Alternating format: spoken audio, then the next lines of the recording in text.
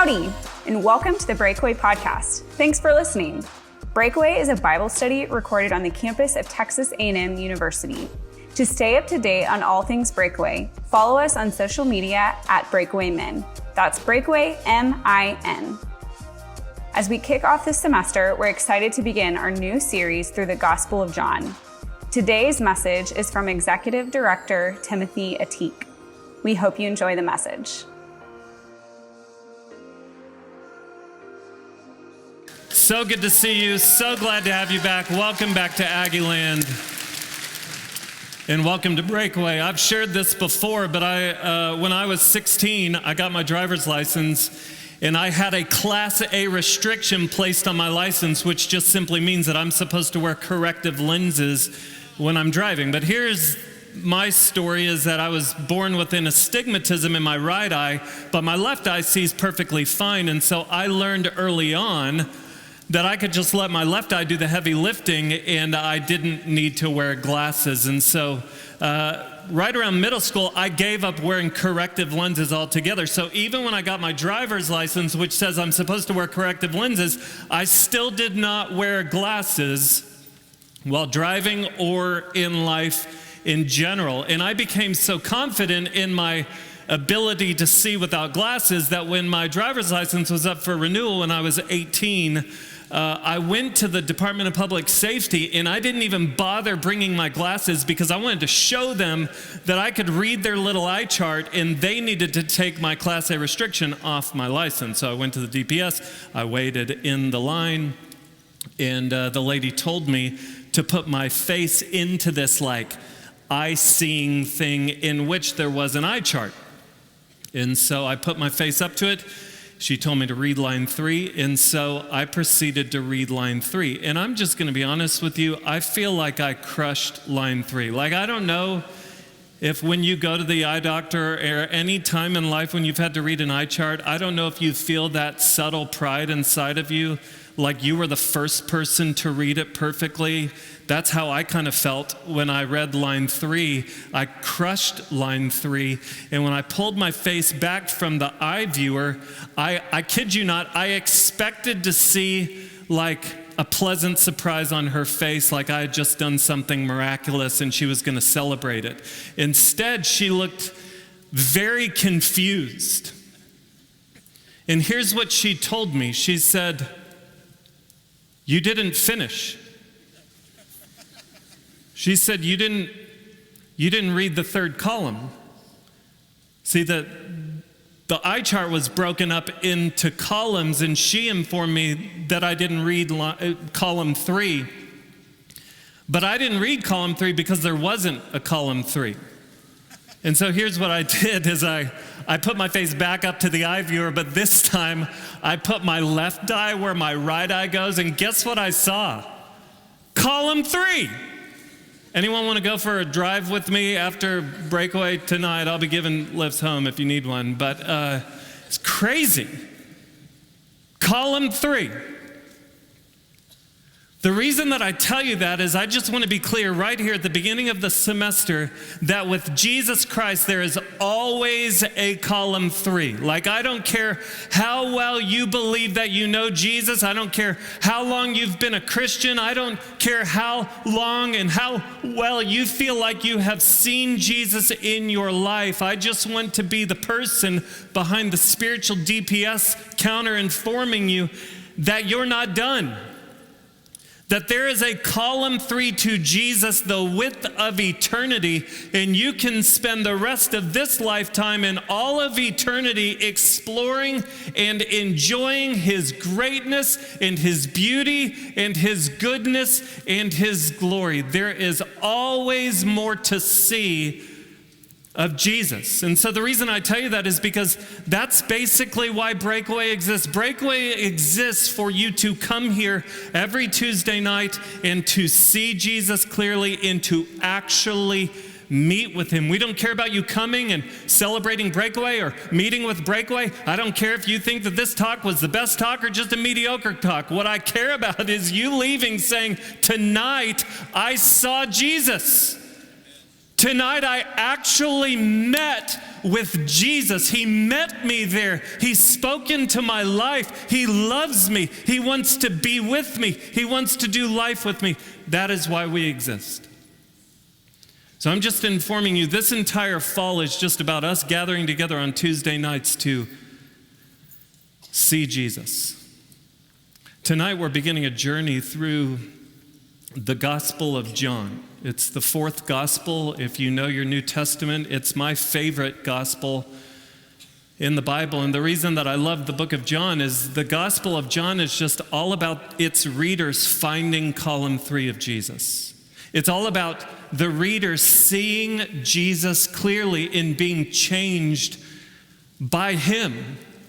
The Gospel of John is called God's love letter to the world. Listen to what the German monk who sparked the Protestant Reformation, Martin Luther, here's what he says regarding the Gospel of John. He says, should a tyrant succeed in destroying the Holy Scriptures and only a single copy of the Epistle to the Romans and the Gospel according to John escape him, Christianity would be saved. You hear what he's saying? Like if the entire Bible got deleted and all we had was Romans and the Gospel of John, we would still have enough to walk very closely with Jesus and accomplish all that he put us here to accomplish. John actually tells us at the end of his book why he even wrote it. He wrote it so that we might believe. And so some of you people who have been Christians for a really long time, you're like, oh, I know where this is going. This book exists just for people who aren't Christians to finally believe in Jesus. And that's why you tell people who don't know Jesus, who are exploring the faith, to read the Gospel of John. But you need to know that the Gospel of John exists for unbelievers and believers from A to Z. So if you don't know Jesus, the Gospel of John is going to move you towards basic belief. And if you know Jesus, it's going to move you toward bold belief. We're talking about a type of belief. We're talking about a type of faith that you order your life around, that it helps you make sense of reality. And all of your life makes sense in the person of Jesus Christ. That is what the book of John is going to do for us. It's about us seeing Jesus. So let's not waste any more time. If you have a Bible, turn with me tonight to John chapter 1. John chapter 1 is where we're going to be. And just to let you know who's writing the book of John, it's a guy named John. John was a fisherman. And then Jesus showed up and called John and his brother James to come and follow him. John left his lifestyle as a fisherman to be all in with Jesus. And John actually got to be in Jesus' tight inner circle. Like Jesus had 12 disciples, but within those 12 disciples, he had 3 people that he pulled extra close: Peter, James, and John. And Jesus gave names to those 3 people. So he called Simon, he called him Peter, and then James and John, Jesus dubbed them the sons of thunder. It's kind of a boss name, but he called them the sons of thunder because James and John would become these mighty witnesses for the person of Jesus. Like John was tight with Jesus. Like at the Last Supper, you know what John's doing? He's like reclining on Jesus' chest. They're tight.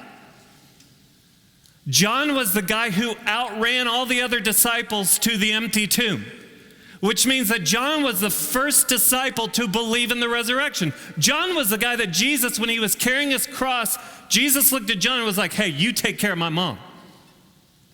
John was the guy who wrote not just this book, but he wrote 1st, 2nd, and 3rd John, and then that really weird book at the end, Revelation.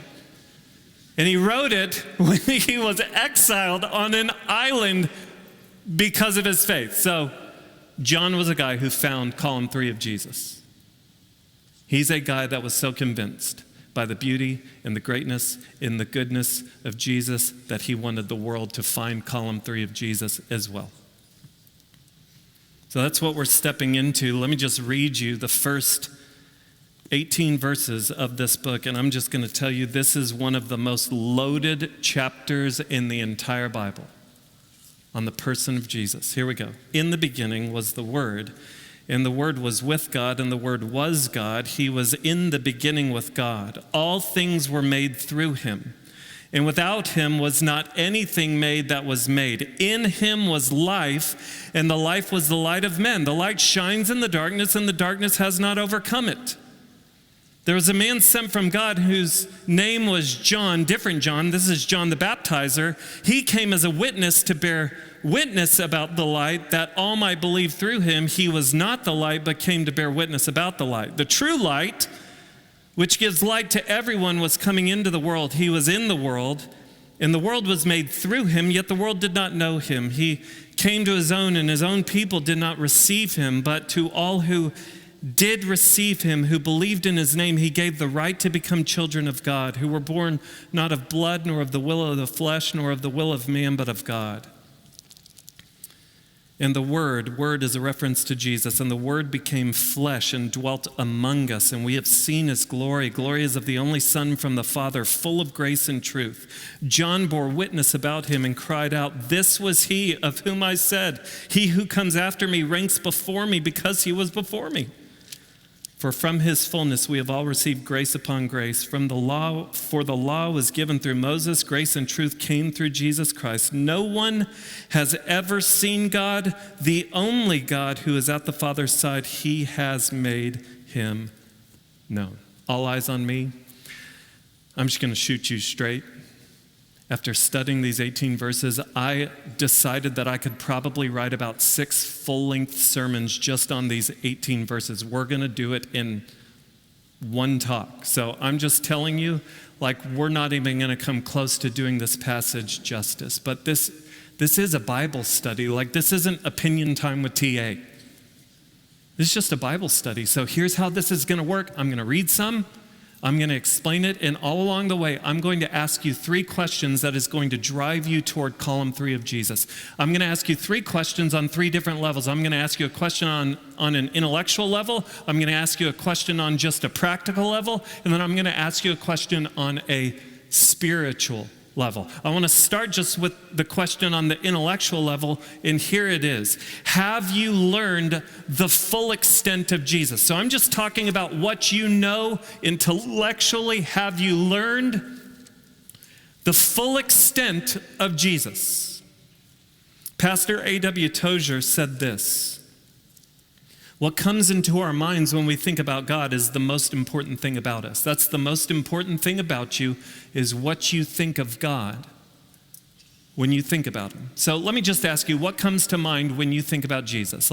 What comes into your mind when you think about the person of Jesus? For some of you, you might think about the miracles that he performed. You might think about his teachings. You might think about the cross that he died on, or the tomb that he walked out of with the resurrection. Some of you might not have much reference point for Jesus, and all you know about is how his followers act. What John wants to do is he wants to make sure that we don't operate with a cropped understanding of Jesus. Because our tendency is to only think about the 33 years that Jesus was on earth. So we think about his miracles, we think about his cross, we think about his empty tomb, but we crop eternity out of Jesus' identity and activity. So John is saying, hey, make sure that when you learn Jesus, make sure that you learn the full extent of Jesus, because that's how you're going to step into column 3 of Jesus. Do not crop eternity out of Jesus' identity and activity. I get that, because what does he say in verse 1? He says, in the beginning was the Word. The Word is a reference to Jesus. I'll explain that in just a little bit. In the beginning was the Word, and the Word was with God, and the Word was God. So here's what John is doing. He's saying, hey, look, Jesus' story does not start in a manger in Bethlehem. And Jesus' story doesn't start in the uterus of a teenage girl named Mary. Jesus' story actually goes back to the furthest point that we can even comprehend. John puts Jesus in verse 1 of the Bible. So for those of you who have some working knowledge of the Bible, when you read the first 3 words of the book of John, in the beginning, you should automatically pair it with the first verse of the Bible. Genesis 1:1, in the beginning, God created the heavens and the earth. John's saying Jesus was there. When you think about Jesus, you can't crop eternity out of his identity, because in the beginning, when God created the heavens and the earth, what does John tell us in verse 1? Jesus was with God. That's a reference to the Trinity, three co-eternal, co-equal, co-eternal persons that exist in one essence. Jesus was with God, but also Jesus was God. One of the clearest declarations of Jesus' deity in the entire Bible. John puts Jesus in the first verse of the entire Bible. So let's just be clear. The God of Christianity is the God where Jesus is God. Like, we don't get to decide who God is. We only get to decide what we do with who God is. Do you understand what I'm saying? We don't get to decide who God is. God isn't someone that we just make up in our imagination and we decide, this is who I want God to be. No, God is God. We only get to decide with what we do with who God is. John says, make sure you're dealing with the full extent of who Jesus is. Don't crop eternity out of his identity, but also don't crop eternity out of his activity. Verse 2, he was in the beginning with God. All things were made through him, and without him, not anything was made that was made. And so John gives Jesus credit for creation. John is informing us that Jesus was actually the agent of creation. Have you ever thought of Jesus in that way, that nothing in existence came into existence apart from Jesus, including you? Jesus gets credit for everything in creation. Abraham Kuyper says this: there is not a square inch in the whole domain of our human existence over which Christ, who is sovereign over all, does not cry, mine. Mine. Because he was the agent of creation.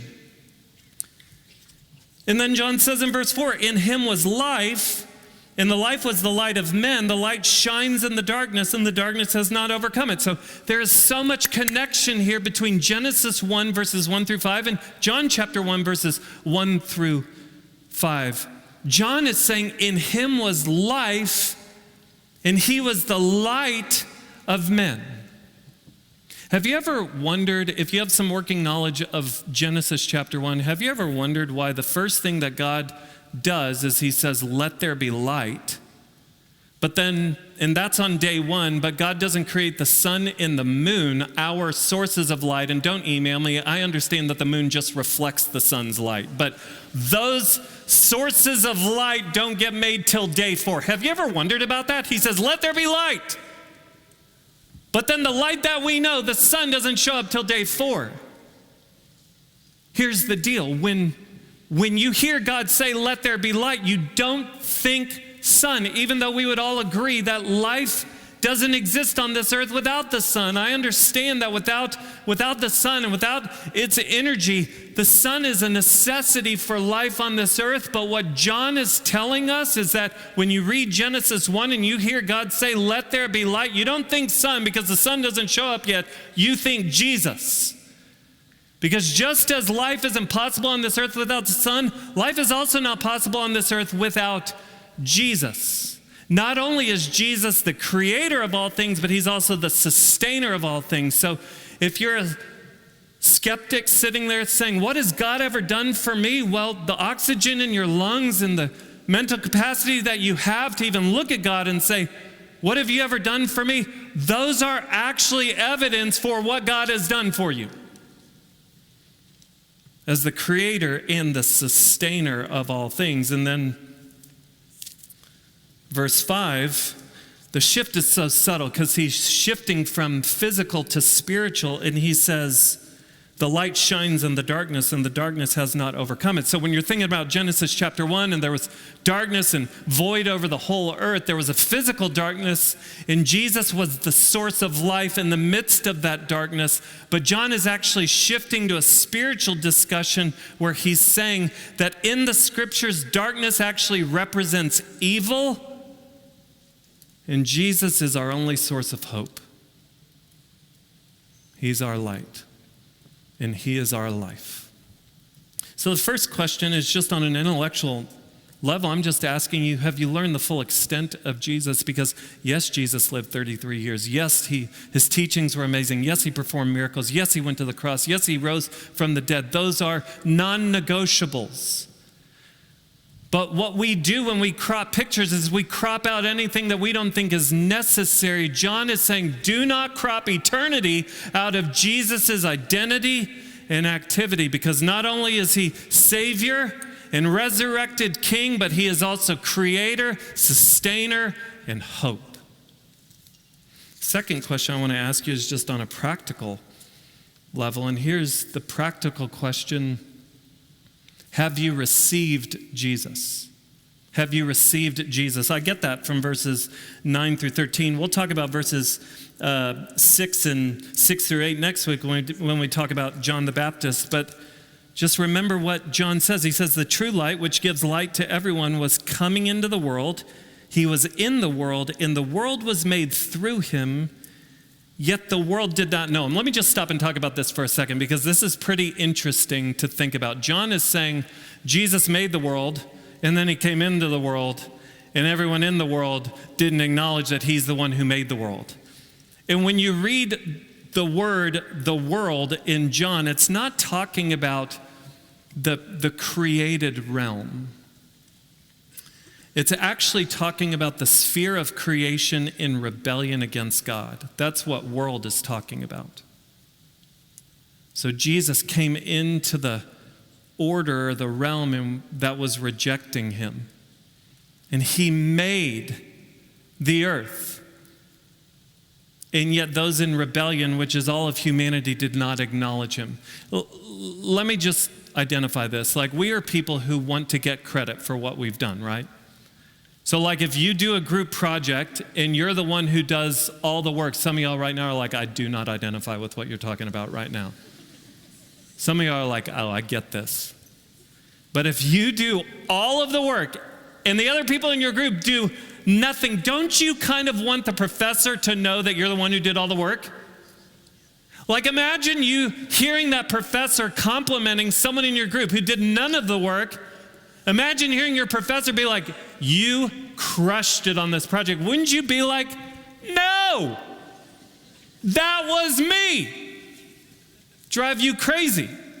Just think, Jesus is the one who created the earth, and he entered into the world. And what has the world done? We're like, you know what? The world just happened. Or in polytheistic societies, they give credit to some other gods. That would drive us nuts. This is the grace and the love of God, that you can live your entire life in the world that he created and reject him. That is the grace and the mercy and the love of God, that you can live your whole life on his earth and reject him. But if you receive him, he gives you the right to become his child, to live in his family. The terminology is so relational. It says that he came to his own. What that means is that Jesus moved in close enough that you have to do something with him. You can't just ignore him. And it says that he came to his own. You would think that his own would accept him, but they didn't accept him. But what does he say in verse 12? He says, but to all who did receive him, who believed in his name, he gave the right to become children of God. And watch this, who were born not of blood, nor of the will of the flesh, nor of the will of man, but of God. So the question that I'm asking you just on a practical level is, have you received Jesus? This word in the Greek, when it's talking about another person or a relationship, it's talking about welcoming someone into intimate connection. So that's what I'm asking you is, have you received Jesus? Have you welcomed him into your life to have intimate connection? This word receive, it's like a husband or a wife or a man or a woman receiving someone in marriage. So on June 2nd, 2006, don't come up afterward and tell me where you were in 2006. Like, I was 2. Don't tell me that. I don't care. Anyway, in 2006, I do care. June 2nd, I proposed in a rowboat. Like, I got down on one knee in a rowboat, and I asked Catherine Robinson if she will marry me, and she said yes. And in that moment, you know what she was doing? She was receiving me. Like, she wasn't just saying yes to me putting a ring on her finger. She wasn't just saying yes to us filing our taxes jointly. She was saying yes to this guy for better or for worse. She's stuck. She was receiving me. And so I'm just asking you, have you received Jesus? Because receiving Jesus is actually a big deal. John equates it to birth. So like physical birth is a big deal. Like it's like a 9-month process. Women go through all sorts of stuff. I don't get it. I don't understand it. But then when a baby is born, like people drive from out of town, people buy you stuff. It's amazing. And then you don't sleep for 3 years. But anyway, it is a huge deal. And John is saying this isn't physical birth, this is actually spiritual birth, like something significant is happening. New life is happening inside of your soul. So we have to make sure that we don't overcomplicate receiving Jesus, but we also have to make sure that we don't water down receiving Jesus. What we're not talking about is just receiving a bunch of requirements that you're supposed to fulfill for God to love you. And we're not talking about just receiving a bunch of information where you say, yeah, I'm good with that. No, we're talking about receiving Jesus. The third question that I want to ask you is just on a spiritual level. And here's the question. Have you seen Jesus? Have you seen Jesus? Now, all eyes on me, because we're talking about seeing Jesus. I want to make sure you understand exactly what I'm talking about, because when I ask you if you've seen Jesus, I'm talking about spiritual sight. So, for example, the Apostle Paul, in his letter to the Ephesians, he says in chapter 1, he says, I pray that the eyes of your heart may be enlightened. So he's talking about a spiritual sight. It's where your heart sees Jesus in a way that is transformative. Jesus is with his followers on a boat right after he had fed 5,000 people and then 4,000 people with a few pieces of bread and a few pieces of fish. And he gets on a boat with his friends, and his friends start freaking out that they forgot to bring bread on the boat. Now, if there's ever a time in your life when you don't have to worry about forgetting to bring bread, it's when Jesus is in your boat and he just made enough bread to feed 9,000 people total between 2 different events. You're good. It'll be okay. But Jesus hears them freaking out, and listen to what he says in Mark 8. He says, why are you discussing the fact that you have no bread? Do you not yet perceive or understand? Watch this. Are your hearts hardened? Having eyes, do you not see? Jesus is talking about spiritual blindness. What's spiritual blindness? Spiritual blindness is simply seeing Jesus without being captivated by his goodness and compelled to worship him. So spiritual blindness is going to church on Sunday or coming to Breakaway on Tuesday or reading your Bible during the week and learning about Jesus, but being unmoved by his glory. So just with that in mind, knowing the question is, have you seen Jesus? I want to read you the most important verse in the entire book of John. Like this one verse that I'm about to read you, the other 20 chapters of John seek to unpack. Here it is, John 1:14. And the Word became flesh and dwelt among us. And watch the wording, and we have seen his glory. Glory is of the only Son from the Father, full of grace and truth. So the reason that I ask you is, have you seen Jesus, is because John says we've seen his glory. John's a guy who found column 3 of Jesus. He's a guy who left everything to follow Jesus. And the reason he followed Jesus is because he saw the glory of Jesus. And so we're going to get there in a minute. I don't want to pass over the beauty of the first few words of this one verse. So let me just unpack it for you. It says, and the Word became flesh. So in this chapter, John is referring to Jesus as the word, and there's a bunch of different reasons why John might use that wording. It's the Greek word logos. One of the reasons that John says the word became flesh is because he's combating Greek philosophy. See, Greek philosophers for hundreds of years prior to Jesus had taken this one Greek word logos and they had applied it to the logic that causes the universe to obey natural laws such as gravity, mathematics, or morality. So Greek philosophers believed that there was this impersonal force at work in the universe bringing about order. And they referred to this impersonal force as the Logos. Not only that, because of the influence of Plato, Greek philosophers believed that anything material was inherently evil. So they would deny their bodies, hoping that by denying the material, they could connect with the divine. So this chapter is just one major hot take in John's time, because John is basically saying, oh, that impersonal force, the Logos, yeah, his name's Jesus.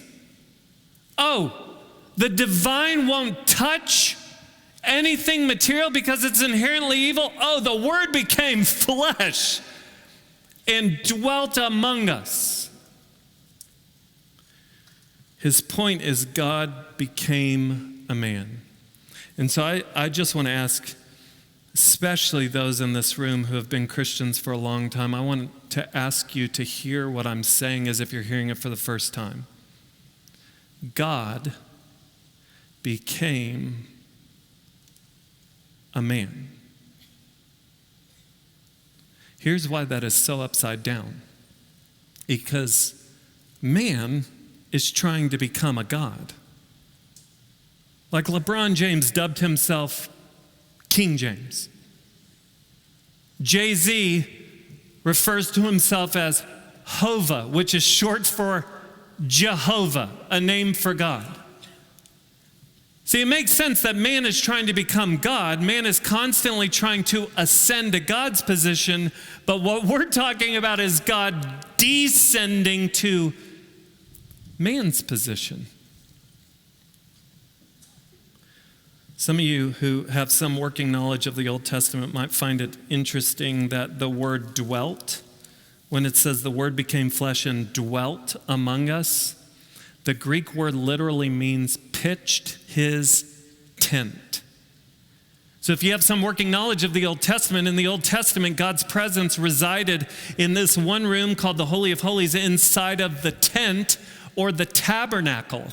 It lived in this one room, the Holy of Holies. The presence of God was in that room, and only one person, one time a year, was able to enter the Holy of Holies. He would enter with a rope around his ankle in case he died in the presence of God. People could pull him out without having to go in after him. And so if people wanted to meet with God, they would come to the tabernacle or the tent, and they would meet with God, but there was still some separation. What John is saying is that Jesus put on flesh. He became tangible. There was blood running through his veins, and he pitched his tent in our midst. He moved in close so that we could meet with him without hindrance, and we could see and know God. So that's what it means. That's just the beautiful reality of the first few words of that verse. And the word became flesh and dwelt among us. But now watch this. Let's get to our question, which is, have you seen Jesus? John says, and we have seen his glory. What does it mean to see the glory of Jesus? Well, there's a good chance that when John writes these words, he has a book, the second book of the Bible, in his mind, Exodus chapter 33. Moses says to God, please show me your glory. And listen to what God says. He says, I will make all my goodness pass before you. What does it mean? What's glory mean? Glory is basically the supreme goodness of God. To see the glory of Jesus is to behold the supreme goodness of Jesus. But that, for many, still might be too ambiguous. Fortunately, John whittles it down for us. The glory of Christ is most visible in what he embodied most when he came to earth. What does he say in verse 14? We have seen his glory. Glory is of the only Son from the Father, full of grace and truth. Jesus' supreme goodness is seen in the fact that he is full. There is no lack of grace and truth. So what does it mean that Jesus is full of grace? What is grace? Grace is unearned, undeserved love and acceptance. It's a love that doesn't flinch. It's favor that chases you down even when you're resisting it or running from it. Grace is God letting you start fresh. It's forgiveness from your worst moments. It's healing and relief from your greatest shame. It's love that isn't based on your performance. It's love in spite of your most unlovable flaws. It's the possibility of life and eternity with God despite who we've been. It's attention, care, concern for the outcast, the neglected, and the forgotten. It's God not just saving us from our sins, but also supplying us with his Spirit, and thus anything we could ever need to live a godly life here on earth. That is what we're talking about when we talk about Jesus being full of grace. God left heaven and put on flesh to come near to us. He lived among us, yet without sin, so that he could be a perfect substitute for us. On the cross, he was punished for us. On the third day, he conquered sin and death for us. And now, for all eternity, anyone who would put their trust in Jesus Christ through faith, for all of eternity, can enjoy the love, acceptance, delight in the title of child of God because of Jesus. That's grace. We did nothing. He did everything. We deserve nothing. God's given us everything in Jesus. Do you know that grace? He's not just full of grace, he's full of truth. That word truth in the Greek, it carries the idea of reliability. Jesus is reliable. Pair that idea that Jesus is reliable with the last verse in this section, verse 18. No one has ever seen God. The only God who is at the Father's side, that's Jesus, he's made him known. So Jesus is full of truth. He's reliable, which means we can look at Jesus and know God. And that's really helpful when it comes to processing some of the biggest questions in life. Is there a God? If there is a God, what is he like and how do I relate to him? These are questions, if you don't know Jesus, you most certainly should seek out answers to when you're in college. But Jesus is full of truth. He's reliable and he gives satisfactory answers to life's biggest questions. Not only that, he's shown us the way to live in relationship with God. Not only that, he's shown us the way to a life full of joy and wholeness. Do you ever wonder why some of us pretty easily find pain and drama? Isn't that interesting? Like what feels right and seems like a good idea leads to pain and drama. See, that's why we need Jesus. He's the truth. He's reliable. He makes the path of life known to us. So the question that we're dealing with is, have you seen Jesus? And we're talking about a spiritual side of the heart. So I'll explain it this way. Anyone here work at a camp this summer? Okay, great. Many of you did. Let me tell you about a phenomenon that you might have experienced. Not all of you, but some of y'all might be still living under the fairy dust of camp. Where when you got to camp and you kind of surveyed your options, you saw that guy or that girl and you thought that they were okay. Like they were sort of attractive, they were cute. But there were other people at camp that were far more attractive. But then as you began to work next to her, and you began to hear him talk, and you watched her drink water out of her Nalgene, and you watched him string up his hammock, now you can't stop thinking about her. Or he goes to another university, you're contemplating transferring. Because you can't stop thinking about him. Do you know what happened? Sight. You saw them at first, but then you saw them. That's sight. How many of y'all know exactly what I'm talking about? And that's what I'm talking about with Jesus. I'm talking about you see Jesus, you come to Breakaway, you go to church. What I'm asking you is, have you seen Jesus in a way that you are captivated by his goodness and compelled to worship him? I wonder if anyone here is just living vicariously through someone else's sight. Like you're living vicariously through your parents' faith, or you're living vicariously through my sight, or you're living vicariously through Jonathan Pecluda's side, or you're living vicariously through Ben Stewart's side. And so you listen to these different people, or you read different people, or you follow people on Instagram, and you're like, oh my gosh, that is incredible. What are you doing? You're like my kids who watch videos of other people playing video games when they have 3 game systems sitting right in front of them. I don't get it. Who gets the most joy? It's the people playing the games in the video. My kids' joy is a mere shadow of that joy. Some of us are just living vicariously through other people's sight. And so you might hear this and be like, you know what, I've tried, TA. Like I try and see Jesus. I'm at church whenever I can be. I come to Breakaway whenever I can. I read my Bible whenever I can. Well, let me just draw a distinction between glimpsing Jesus and gazing at Jesus. See, some of us want to just glimpse Jesus. You know what? I go to church when I can. I come to Breakaway when I can. I read my Bible when I can. And what we want is we want Jesus to give us everything just from glimpses. Well, let me tell you this. You're never going to fall in love with anyone just by saying hi to them, passing them on campus Monday, Wednesday, and Friday. You won't fall in love with anyone like that.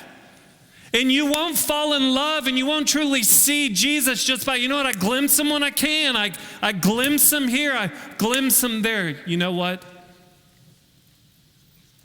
The Christian life is about gazing at Jesus and enjoying his goodness. And you know what? We live in a society that is just caving to the fact that we have 8-second attention spans, so we want to make devotionals that are super short so you can do it super fast and you can get it done. And I'm just going to tell you, I'm in a season where I'm seeing Jesus like I've never seen him. And it's because I've learned that quantity of time with Jesus is necessity for quality time with Jesus. And so let me just encourage you, sit until you see him. Sit until you see him.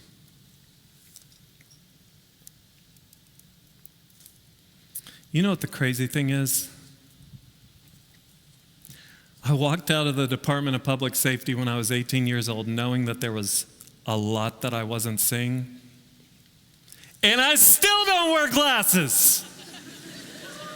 No contact, no glasses. I do wear them when I drive, so the roads are safer today. But you know what I'm saying? I've been operating now for decades knowing that there is more to see. You know what I'm saying? I'm saying I know that there's more to see. I'm just fine not seeing it. May that never be true with your relationship with Jesus. I asked you an intellectual question. Have you learned the full extent of Jesus? Here's why that's important. Just intellectually put it together. If he's the creator of all things, that means he's the creator of you. You know what the Apostle Paul tells us in Colossians 1:16? He says all things have been created by him and for him. So we're just talking about the point and purpose of your life. Like you have been made to be with Jesus. You have been made for a relationship with Jesus. You have been made to find your purpose in Jesus. You have been made to find your mission in Jesus. I asked you practically, have you received him? Because Jesus didn't leave heaven and come to earth. He didn't go to the cross. He didn't bear the weight of our sins and endure the wrath of God and conquer death just so you could receive some information. And he didn't do that just so that you could live under this oppressive list of rigid rules to follow. No, he went to that because he wants you. He died to have you. Will you receive him? And then I asked you a spiritual question. Have you seen him? Because as the psalmist says, taste and see that the Lord is good. We want to just keep glimpsing Jesus. We just want it fast. But his goodness is found in gazing. Sit until you see him. If there's more to see, don't settle for less.